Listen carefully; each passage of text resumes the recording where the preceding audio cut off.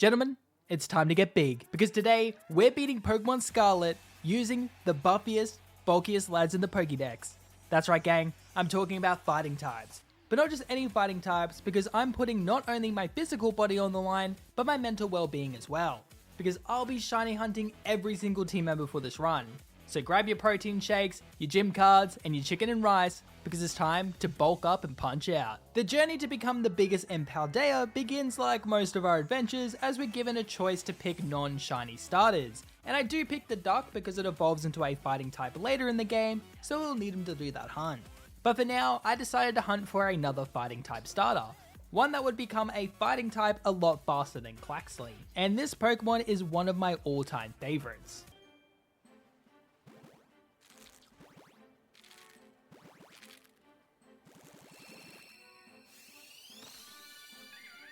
Oh my god! Yes! Yes!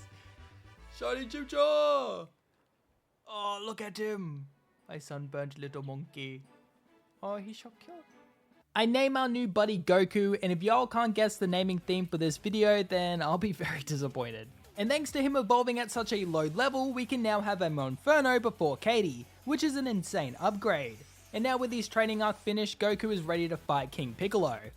Well, in this case, Piccolo is a caked up cake maker, which I'll admit isn't as intimidating, and well it shows as Goku one-shots her first two little critters. Her ace Teddiursa is a bit tougher though, and is able to live in Ember, but it can't do anything to our well-defined muscles, so another Ember is able to take it out. Kinda weird that our muscle man used his spit, but I don't know, if you've had some of those protein cookies, they're pretty disgusting, so maybe he was just trying to get the taste out of his mouth. Our next encounter is that bro who is always spouting about how he's on his villain arc, because he's just one angry little dude. Oh, hello. Hey. you are green. Hello. Alright, let me just save. What the hell did you go? Ah, there you are.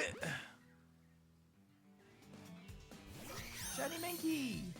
The team is looking a bit skinny, and if we want that fit, lean physique, then we'll need to go on the bulk, which brings us to this protein-filled crustacean.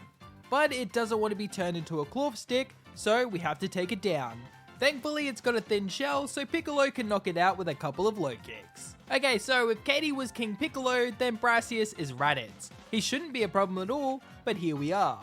You see, Goku here lacks any strong fire-type moves at this point in the game, but I believed in him, and that was clearly a mistake because he failed miserably. But if I've learned anything from my countless hours of consuming Gym Bro content, it's that when you fail, all you need is steroids. I mean TMs. Yeah, TMs. This time I taught Goku Acrobatics, an insanely OP flying type move, and with this move, Goku was able to one-shot Brassius' whole team, with no issues at all. So remember guys, never give up, and if you're not seeing the results you want, just use enhancement products. If Mankey is a man on his villain arc, then our next encounter is that I have no enemies kind of homie that sits in the corner doing meditation, listening to Vinland Saga and Vagabond remixes while benching 300 kilograms effortlessly. Oh, shiny! Yes! Oh, I thought that was another Makihita for a second. Hey, bud! Oh, dude. This shiny will never not be impressive.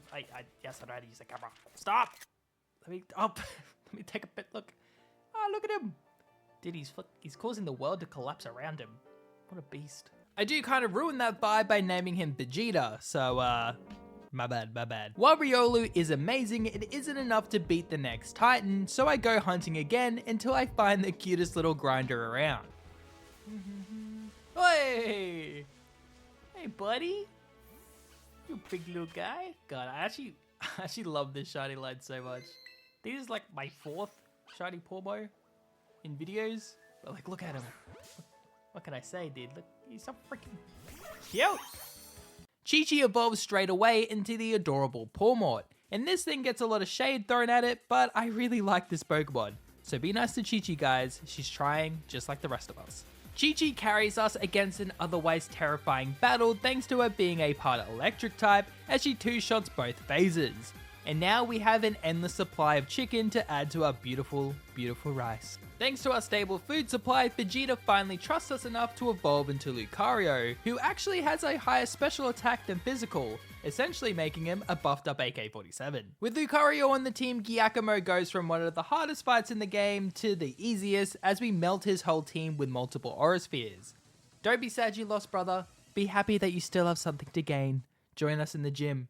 Get those gains. Iono is definitely one of the hardest early game challenges, with her team being almost as beefed up as mine. But I had a brilliant plan. Iono always leads with her weakest member Wattrel, who Vegeta can set up on with Coal Mine, boosting both his special attack and special defense while taking barely any damage in return. Once at +3, Aura Sphere is able to one-shot Wattrel despite it resisting the attack. Next is Bellybolt, but even this absolute tank gets one-shot by Vegeta, and well, if Bellybolt got one-shot, then Luxio didn't stand a chance.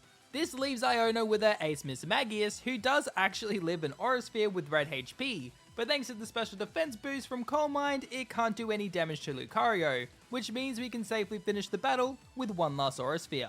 The team is looking pretty fit, so I was ready to recruit a new member to join the grind. But unlike the rest of the members, this next Pokemon has zero muscle definition, and calling it a fighting type is a little bit embarrassing, but maybe we could trade it up to become an absolute monster. Oh, shiny. Hello. I mean, okay, look, I'm not gonna lie to you guys, I kinda want a Krogunk, but I mean, it's fine. It's fine. Come here. Shiny's a shiny, I guess. Give me a little... Blam. Very cute. Our next challenge was extremely intimidating, even for my team of massive lads, because Mela here doesn't skip leg day. Hell, she might only do leg day. And well, I was right to fear her, as she uses her massive leg muscles to stomp me and my team into the ground. But I did come into this fight extremely underleveled, which is like trying to beat a PB without a protein shake. It's just silly and sloppy and could lead to serious damage. In this case, my ego. So we headed back to our weights and started grinding, until most of the team was at the level cap. But this didn't mean the battle was going to be easy, so I had to make one more adjustment by giving Chi-Chi the Damp Rock and teaching her Rain Dance, a move that really helps loosen those overworked muscles.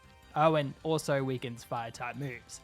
And with the Damp Rock, it'll last 8 turns instead of 5, which will give us a huge advantage. This allows Chi-Chi to bench the 180-pound tortoise into dust, but it did do a lot of damage in return, so she can only land a soft Thunderbolt on the Starmobile before being taken out. Since the rain is still up, I could bring in Vegeta, but Mela ends up countering the rain by hitting a Screech, harshly lowering Lucario's defense.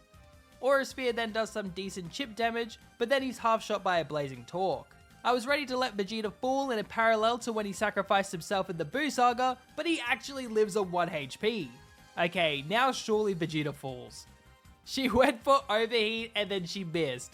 At this point, I thought Vegeta was just immortal, but sadly his luck does run out and he's finished off by a Blazing Torque. But Vegeta's efforts left the Starmobile with red HP, so Goku can come in and finish the battle off with an acrobatics, once again proving that leg day should just be skipped. We then have a pretty nice and easy fight against the Steel Titan, as Vegeta kinda just one-shots it with Aura Sphere. I decided now was a pretty good time to add another bro to the team, and this next Pokemon is one I've never used before, so I was pretty excited.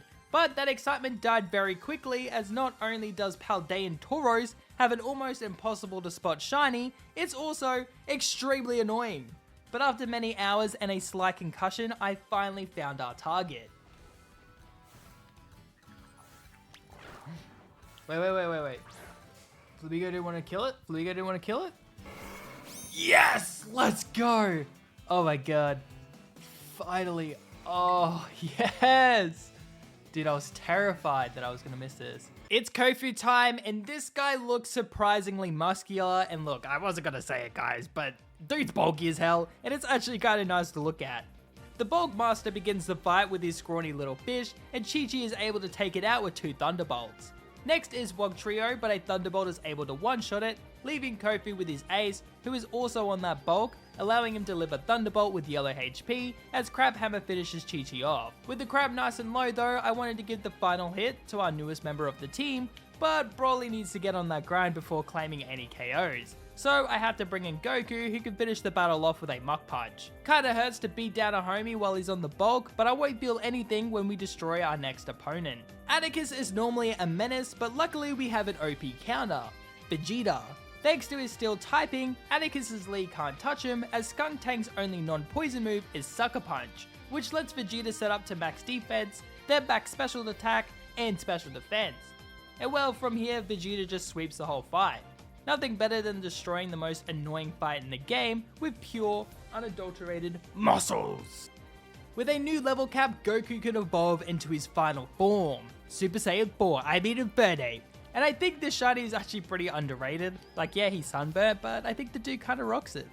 And now it was time for the easiest fight in the run as we challenged the normal type leader Larry, and after setting up a single sword stance, Goku kinda just...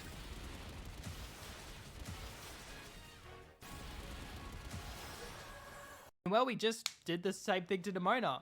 Turns out Infernape is kinda strong, guys. Who would have known? Goku and Vegeta have been cleaning up the run so far, so for the next gym, I wanted to highlight the Paldean fighting types that haven't had as much time to show off. But I couldn't put together a Paldean only team without the region's premier fighting type.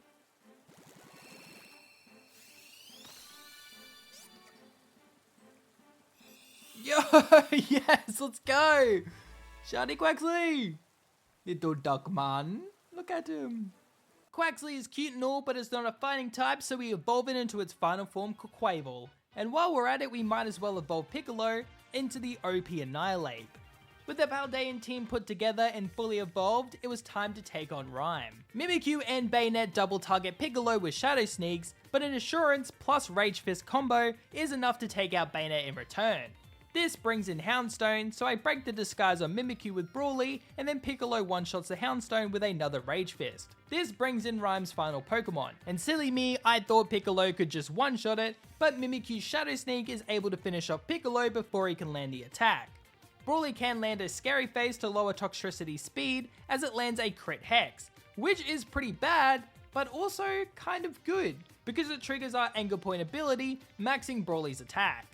I then bring in Bulma and get ready to go in the offensive, and our max attack Assurance doesn't even get the KO on Toxicity, and I targeted Mimikyu with Bulma's payback, which leads to Tox getting a double KO with Discharge. I'm left with just Gohan and Chi-Chi, but the mother-son combo is enough to clutch the win, as Aqua Jet KOs Tox, and Chi-Chi finishes off Mimikyu, earning our 6th badge with only Paldean fighting types. With the late game quickly approaching, I was about to face my biggest challenge yet. But it wasn't any battle, it was finding the next team member. But you see, dear viewer, the next big battle was Tulip, a Psychic type user, and one of the only fighting types available that doesn't take super effective damage from Psychic moves was Gallade. But only male Curliers can actually evolve into Gallade. But with a 50-50 chance, surely this wouldn't take too long. Oh, okay, shiny. Alright, we pray that it's male. If it's male, it's hype. If it's female, we're dreading. Please? Please? Please? Please? Okay, don't care about its ability? No!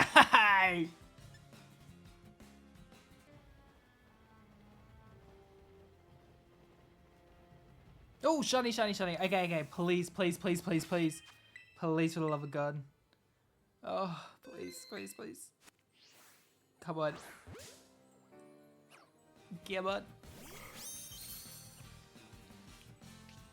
Come on.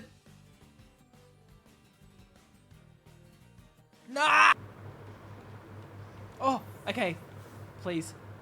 Okay. Let's go. This one's male. I can feel it. This one's male. I can sense it. I can sense the balls. Nah! Oh, look. Okay. Please. I'm begging. I'm on my knees, God. I'm on my knees. Yes! Yes, male! Oh my God, finally. Yes. Thank the Lord, dude. Finally, our beautiful boy joins the team, but that took forever and was extremely painful, so before we take on Tulip, let's take on a much easier fight, the Earth Titan. And well, I said easier, but I forgot to give Goten any Psychic type moves, so all he can do is land a slash before having to switch into Piccolo, who beats phase 1 with 2 close combats. For phase 2 I finally taught Goten Psychic, which does a good chunk of damage, but then Goten gets one shot by a stomping tantrum. Thankfully his big bro is here to clean up the fight as Gohan finishes the fight off with a combo of Aqua Step and Aqua Jet. As much as I'd like to jump right into the Tulip fight, I'm once again interrupted by Nemona. But this is where we get to see Goten's true power as he sets up a sword stance and then one-shots Nemona's Lycanroc, Sligo, and Poor Malt with Sacred Swords. For a Skelly Dirge though, I do have to bring in Gohan, who takes out the Croc with a couple of Aqua Steps. That battle was so easy that it might as well have been a warm-up. But Tulip is going to be our toughest workout yet, so we better play it safe by stretching out those muscles. And now that we're fully prepped, it's time to take on Tulip. Tulip begins the fight with her cosplaying Giraffe, and I lead with Goten. I set up a sword stance to get the +2 in attack, and despite its appearance, Farigiraf hits pretty hard with a Zen Headbutt. But not nearly hard enough as we one-shot it on the next turn with a Night Slash. Our feminist counterpart is next, but she also gets one-shot by a Night Slash, and our Sparthra does actually outspeed, but even a super effective Shadow Ball does barely any damage, and Goten claims his third one-shot, leaving Tulip with her Florges. But it gets rid of its fairy typing, allowing Night Slash to hit for super effective damage and get yet another one-shot. Well, that was surprisingly easy, but a surprise to no one is how easy Grusha is since he uses Ice types. Goku starts the battle with a brutal overkill as he hits Frothmoth with a 4x super effective Flare Blitz, which of course obliterates it. Beartic then gets one-shot by a more tame close combat, and even Sir Titan gets the one-shot treatment from close combat. This leaves Grusha with his Altaria, but surely Goku could one-shot it if he one-shot the rest of her team. Well, it was close to being a clean sweep.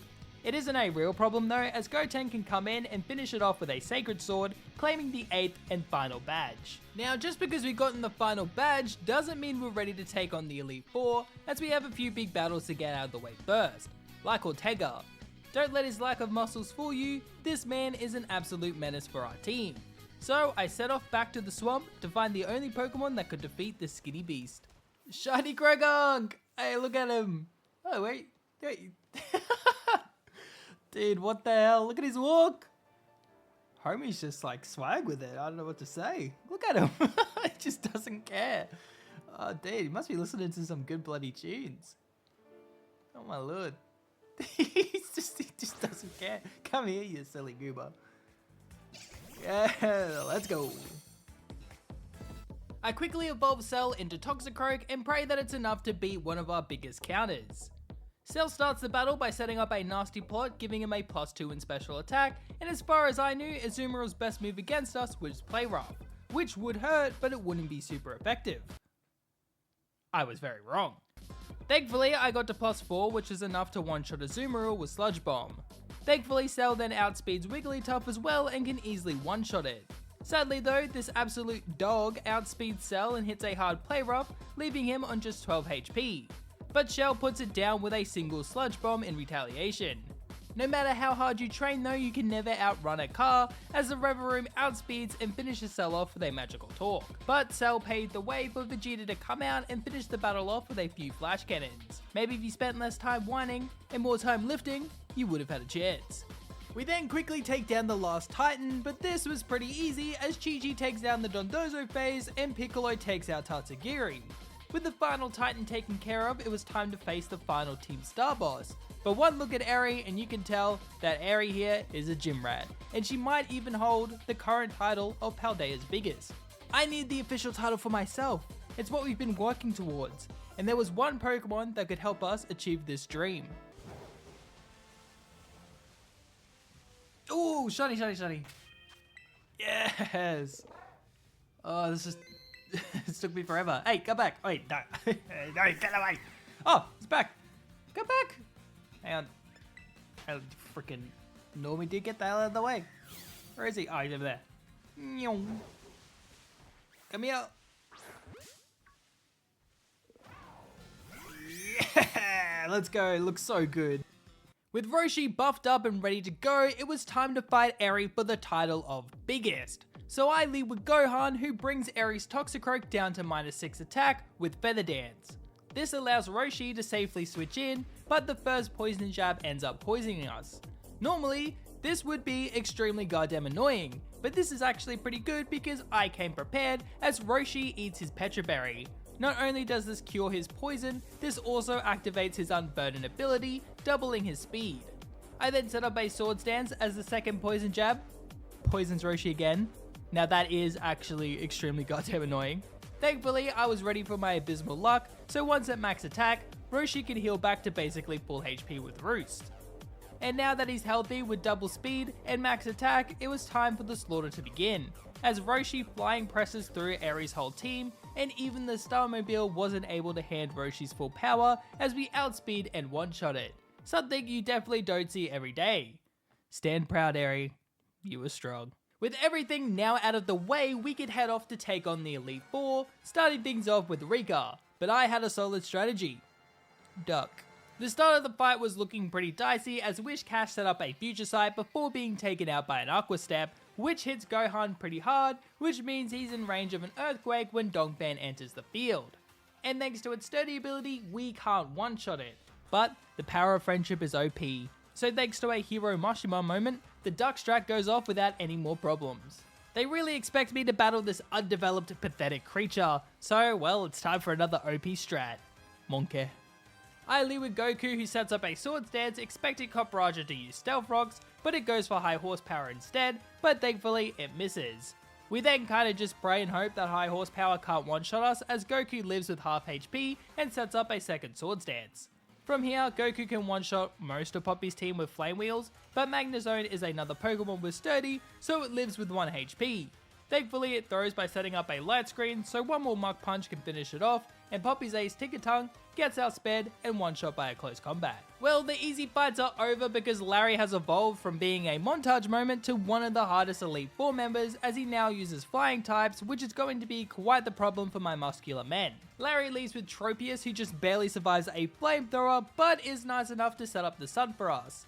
This will boost Goku's fire type moves, and we can finish off the red HP with Mach Punch. Next for Larry is Staraptor, who also lives with just 1 HP. But thankfully we get the burn, which halves Staraptor's attack, allowing Goku to live, while Staraptor finishes itself off with the recoil from Brave Bird. Goku then finally gets a one-shot against Oricorio, but then Larry sends out Altaria. I was ready to let Goku fall here, but Dragon Pulse leaves him on the red. And then, thanks to friendship being broken again, he lives another attack with 1 HP, which allows him to land 2 more flamethrowers to KO Altaria. Unfortunately, he does have to fall as Flamigo lives with half HP and hits Goku with a close combat, which does seem like a little bit of overkill to me. I can now though bring in Chi-Chi and finish the battle off with a Thunderbolt, beating Larry again. If there's one thing I always dread in a Scarlet run, it's looking Hassel in his beautiful eyes just to destroy him. But it's what must be done. I start with Gohan as Hassel leads with Neuburn, and it hits a Super Fang which leaves Gohan with half HP as we set up a Swords Dance.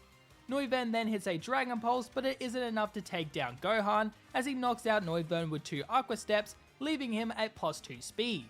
From here it should have been a Duck Sweep, but after landing an Ice Spinner on Dragagi, we're poisoned by Poison Point, so Gohan can only take down Flapple before succumbing to his illness. Like father, like son, I guess. This makes this fight very sketchy from here on out, so I decide to bring in Roshi as Hassel sends in Haxorus. I set up a Swords Dance as Dragon Claw does massive damage, but it isn't enough to take down Chad Roshi, who can get the Oko with Flying Press on the next turn. Hassel's ace, however, tanks the attack like it's nothing as he finishes Roshi off with a Glaive Rush. I bring in Vegeta, who almost gets one-shot by Brick Break, and then fails to KO Baxcalibur as it lives on like 1 HP. Since he outspeeds, I switch into Piccolo, who is immune to the incoming Brick Break. Piccolo then barely lives a Glaive Rush, and finishes the battle off with a Rage Fist. Sorry beautiful, I had to do it. Sadly, OBS only recorded this part of the Geeta fight. Thank you OBS, you useless recording software. Well, it was Geeta, so as you can imagine, it was actually pretty easy. This leads us to who I consider to be the real champion, Nemona. She leads with Lycanroc, who sets up a Stealth Rocks as Gohan sets up a Swords Dance. With this attack boost, we could one-shot Lycanroc with Aqua Step, giving Gohan a speed boost, which should guarantee we outspeed the rest of our team. Bullmort is out next, but Gohan one-shots it with close combat, and then it's the Dunsparce, and yes, it is a 3 segment, but one extra segment means nothing as it also just gets one shot. Next is her silly little worm, and as much as I like silly little guys, we one-shot it with zero hesitation. Goodra is out next, but a +2 Ice Spinner is enough for, you wouldn't have guessed it guys, another one-shot. Leaving Nemona with her ace and starter Skellydirge. But an Aqua Step takes it out, winning the battle. With that, we've won the run, and if you enjoyed the video, maybe check out some other shiny videos of mine. Have a good one guys, stay safe, see you all next time.